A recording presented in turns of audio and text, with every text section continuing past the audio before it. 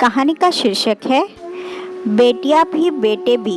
दीनानाथ जी का घर रंग बिरंगी बल्बों की रोशनी से नहा उठा था। शहनाइयों की मधुर धुन पूरे घर को गुंजायमान कर रही थी। उनकी बड़ी बेटी नीता के विवाह की शुभ घड़ी थी। खुशी की बात यह थी कि वर पक्ष उनके परिचित थे और उन्होंने बिना किसी डिमांड के ही विवाह के लिए रजामंदी दी थी। नीता की सहेलियां उसे बिंदी लगाकर, चूड़ी पायल पहनाकर और बालों में गजरा सजाकर तैयार कर रही थी कि तभी बाहर से आवाज आई, चलो चलो बारात आ गई। उसकी सहेलियां छत की मुंडेरों से बारात देखने चली गई। दूल्हे को देखकर तो एक दो ने ठंडी सांस भी भरी। काश ये हमारा। नीता दुल्हन बनी अपने भावी पति के साथ आने वाले भविष्य के सपने संजो रही थी कि उसकी भाभी उसे जयमाला के लिए लेने आई। विवाह मंच पर एक सजीले नौजवान को अपने होने वाले पति के रूप में देखकर नीता को अपनी किस्मत पर रश्क होने लगा।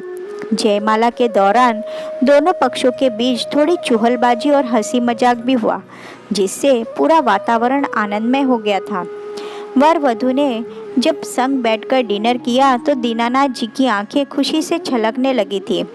तभी पंडित जी ने कहा कि विवाह का शुभ मुहूर्त निकलने वाला है। जजमान वर वधू को बुलाइए। नीता विवाह वेदी पर आकर बैठ गई, लेकिन वर के पिता ने अपने पुत्र को रोक लिया और दीनानाथ जी को एक और आने के लिए बोले। सभी मेहमान चकित थे कि ऐसी क्या बात हो गई है। वर के पिता ने दीनानाथ जी से कहा कि अपने दामाद के लिए एक गाड़ी का एडवांस 3 लाख रुपए अभी दे दीजिए और बेटी के फेरे करवा लीजिए, बाकी बाद में देते रहिएगा। समधी जी का ये रूप देखकर दीनानाथ जी तो चकित रह गए। बेटी के पिता थे। गुस्से को काबू में करते हुए बोले, पुरुषोत्तम बाबू, ये आप क्या कह रहे हैं? हमारे बीच ऐसी तो कोई बात हुई नहीं थी। आपने तो कहा था कि हमें तो सिर्फ नीता बिटिया। तब कहा होगा दीनानाथ जी, पर आज तो समय की यही डिमांड है। फिर हमें भी तो 4 लोगों में अपनी इज्जत बनानी है कि नहीं? पुरुषोत्तम बाबू ढिठाई से हंसते हुए बोले तो दीनानाथ जी उनसे विनती करने लगे, कुछ तो सोचिए, इतनी रकम मैं कहाँ से लाऊंगा? विवाह हो जाने दीजिए, फिर किसी न किसी तरह से मैं रुपए का इंतज़ाम कर लूँगा। बिना माँ की बच्ची है, मेहरबानी करके लोगों के बीच मेरी जग हंसाई न कीजिए।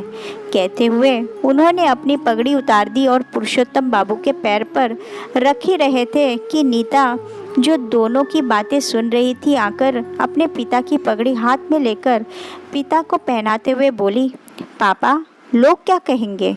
मुझे इसकी परवाह नहीं है, लेकिन आपका सिर किसी के आगे झुके, ये मुझे कतई बर्दाश्त नहीं होगा। जो इंसान विवाह से पहले ही अपनी इंसानियत भूल चुका है, उस पर क्या एतबार करना? कल इनकी कुछ और डिमांड हो जाएगी। आप किसी को भी रुपए नहीं देंगे।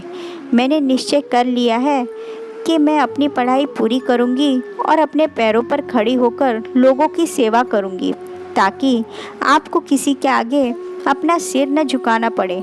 लेकिन बेटा, तभी उनकी छोटी बेटी भी आकर बोली, दीदी ठीक कह रही है पापा, हम दोनों आपकी बेटियां हैं और बेटे भी। फिर उसने पुरुषोत्तम बाबू से कहा कि अब आप जाएंगे या पुलिस को बुलाऊं? पासा पलटते देख पुरुषोत्तम बाबू वहां से खिसक जाना ही उचित समझे। मेहमानों ने भी बेटियों की बहादुरी की खूब प्रशंसा की।